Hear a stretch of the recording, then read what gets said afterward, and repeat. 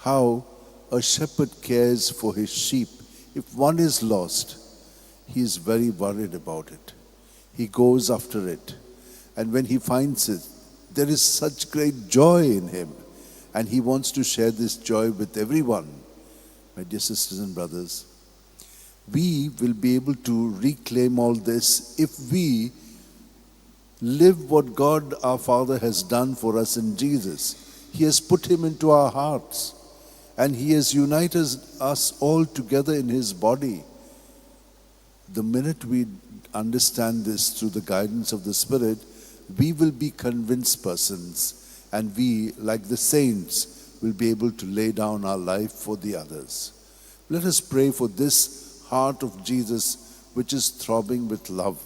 And as I said to you, he always enlightens us.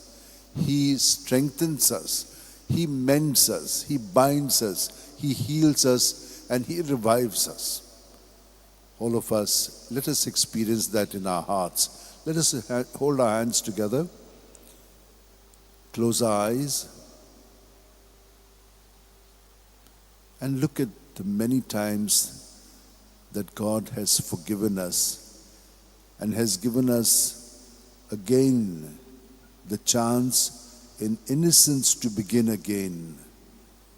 But we have squandered this so often. But he never lets us go. He is always coming after us because he loves us.